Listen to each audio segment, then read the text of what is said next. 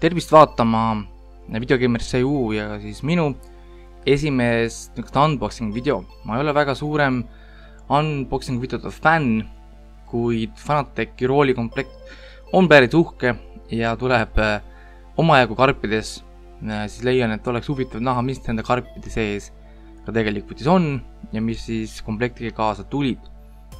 Priit käis mul abiks kogu seda kupatus lahti pakkimas. Kupatus ise oli circa 22 kilo ja vist 6 erinevas kastis. Nüüd on, nagu videost on näha, alustasime siis muidugi põhilise kastiga, milleks on siis rool ise, kus on siis rooli ratas, siis see rool, kogu see mehaanika ja vajalikud juhtmed. Komplekt tuleb siis UK ja EU otsaga, nii et igal juhul saab valida ja tegemist on siis konkreetse PlayStation 4 jaoks tehtud versiooniga. Täpselt samasugune on olemas ka PC ja Xbox One jaoks. Nüüd see komplekt ise, see PlayStation 4 oma, mida me siis praegu Priiduga lahti pakime, siis sellel suve õhtul maksab circa 499 eurot, on siis ta uuena leti hind.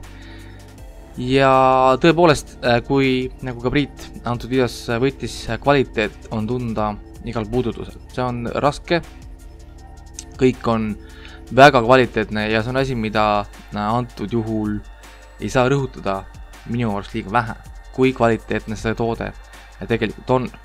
Igal asjal, kaasa arvatud ka roolil, on kaasas siis eraldi adapter. Andmed siis ma jätsin ka videosse, kui kedagi pakub huvi. Rooliga on kaasas ka klamber, millega saab teda panna siis tooli külge ja see muidugi on võimalik ka kasutada ilma toolita, ütleme siis antud komplekti. Ja taaskord kvaliteet igal elemendil, absoluutselt igal elemendil on väga kõrge. Ütleme, minu senine kogemus roolidega läbi konsooli põlvkondade ja arvutite on olnud väga erinev. On olnud kallimaid, on olnud odavamaid, kvaliteetsemaid ja vähem kvaliteetseid, kuid midagi sellist nagu see Fanateci komplekt ma ei ole küll kunagi varem isegi näinud, aga katsunud. Iga detail tundub tõepoolest kallis, kui sa nagu hoiad seda käes, sa saad aru, et mul on midagi kallist käes. Ja tõepoolest näiteks kõik vajalik on kaasas, kõik võimalikud tihendid, lisanupud vahetamiseks, nupud, sul on ühesõnaga tundub, et kõige peale on nagu mõeldud. Ja minu jaoks oli see natukene nagu ootamatu või isegi natuke ebamugav, sest ma tõepoolest ei ole rallimängudega nii sina peal, et ma oskaksin võib-olla hinnata kõike seda, mida Fanatec on antud tootearendusse tegelikult pannud. Ja sellepärast ma leian, et tegemist on tõepoolest väga suure rallimängu fänni tootega. Peale selle muidugi, et see rool ise maksab põhimõtteliselt 500 eurot. Seal on nii palju funktsioone, mida ma ei oska isegi võib-olla esimesel korral kohe kasutada, kui just ütleme mängib Project Cars, siis ütleme erinevate mängude puhul. Nii, vaata, mis meil siin siis veel olid. Element on palju, karpe oli muidugi palju, see oli omamoodi põnev. Ja rool, võt see rool ise, see on nüüd kogu nagu asjad nagu keskpunkt fookus, sest see on see, millega sa tegelikult ju nagu mängid. Ja nagu Priit tookord ütles, kui ta selle sealt pakist välja võttis, et tõepoolest see tundub nagu päris ja ma olen sellega nõus, see tundub parem kui päris, sest see sisu, see kõik on teras või isegi, ma ei tea, mis isegi metall see on, aga igal juhul väga uhke, kõik nupud toimivad nii sujuvalt, nagu Priit praegu proovis, analoogil on fikseeritud niimoodi 8 mõnusat asukohta. See kõik käib kokku väga lihtsalt, libiseb kokku ja kogu aeg on selline tunne, et nagu paneks kokku nagu päris autot või ma ei oska öelda, aga igal juhul see tundub käes ikka väga hea ja väga mõnus. Ja muidugi raske ka, see kogu komplekt ise kaalus kokku vist 20+ kilo, nii et päris korralik rallikomplekt. nii, nüüd siis käigukang, mis on minu isiklik võib-olla lemmik kogu komplektist. Sest ma olen, ütleme, üks nendest autojuhtidest, kellele siis meeldib käiku vahetada selle asemel sõita automaadiga.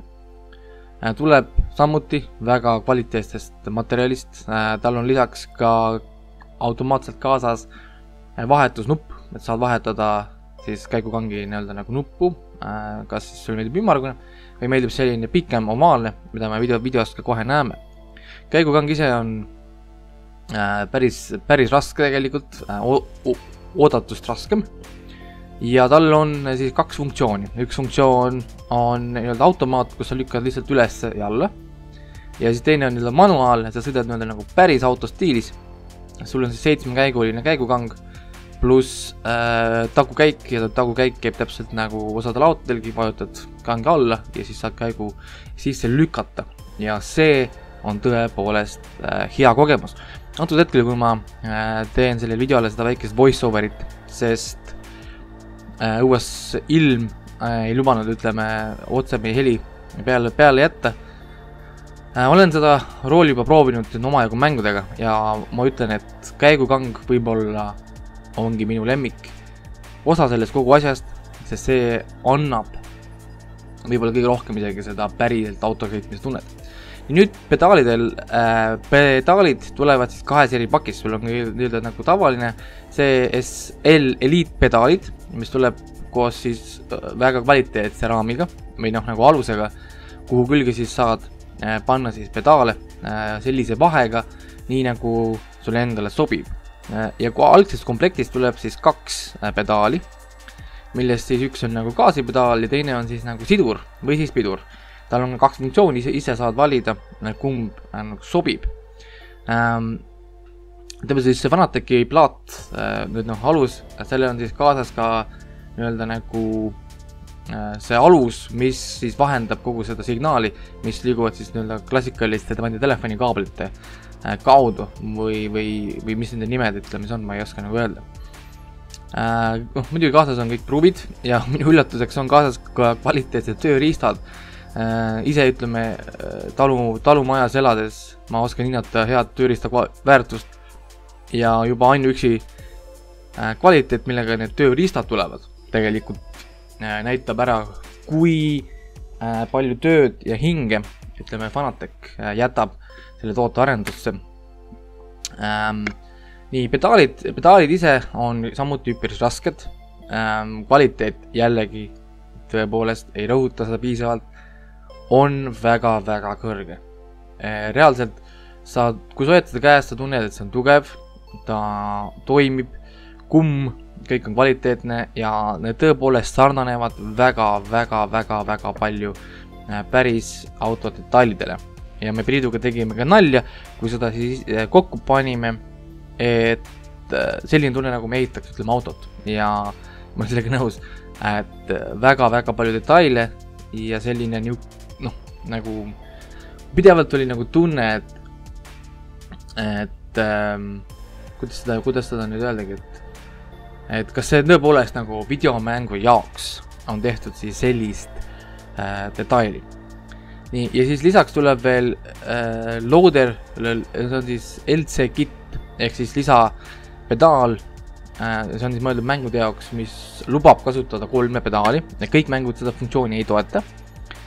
Ja testimise käigus muidugi ma juba leidsin, et kõige parem mäng, mis kasutab kõike seda, mida me videos näeme, on Project Cars, mis andis ka minu jaoks uue viisi, kuidas seda mängu hinnata.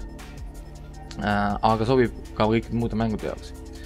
Nüüd see viimane või siis 3. pedaal käitub nüüd nagu piduripedaal eelkõige ja siis ehk siis see eelmine pedaal nüüd liigub siis nagu siduriks. Ehk siis neil teatud pedaalidel on siis nagu mitu funktsiooni, et nad ei pea olema ainult üks, saab olla ka nagu teine. Ja siis selle pedaaliga on kaasas ka siis uus siis vahekast, mis läheb sinna pedaalide alla, mille sa pead siis nagu ära vahetama ise. Ja see on nüüd natukene tüütu, et teatud mängude puhul ma pean kasti lahti võtma ja vahetama nii-öelda nagu tagasi 2 pedaali peale. Aga kui sa oled suur fänn ja mängid teatud mänge palju, siis see iseenesest ei ole nii suur probleem. Pedaal oma kvaliteediga teistest kahest väga ei erinenud, samasugune kvaliteet, aga samuti süsteem on nagu teistsugune. Neil kõigil on oma tugevus, kui tugevasti nad alla nagu lähevad, ja antud pedaal käitub siis tõepoolest nagu pidur, et ta annab siis sulle nagu jõudu nagu vastu, samamoodi nagu andis siis siduripedaal, aga natuke teistsugune mehaanika. Nii käsipidur on, nagu Priit tegi nalja, tõeline nagu tapariist, külmriist, mõnusalt hea sang, kvaliteetne, tugev, raske mehaaniline osa, millega siis on neile nagu hea virutada. Iseenesest 4 poldiga siis kas laua külge või siis rallitooli külge käib seade on päris huvitav just selle koha pealt, et see jõud, mida sa pead rakendama käsipidurisse, on põhimõtteliselt sama, mis päris autol. Ja muidugi ühendamise protsess ise, see on täiesti omaette teema ja sellest ma kirjutan nagu pikemalt, kuidas mingi asi siin kokku nagu omavahel käib. Aga ütleme käsipiduri puhul, nagu me siin videos ka kohe proovime, on see, et see võtab ikka tõsiselt nagu palju jõudu ja sellepärast kinnitamine peab olema väga kvaliteetne. Ja kui minu esimene katsetus oli, ma tõmbasin ta lihtsalt jõuga laua küljest lahti, sest käsipidur tõepoolest nõuab palju jõudu.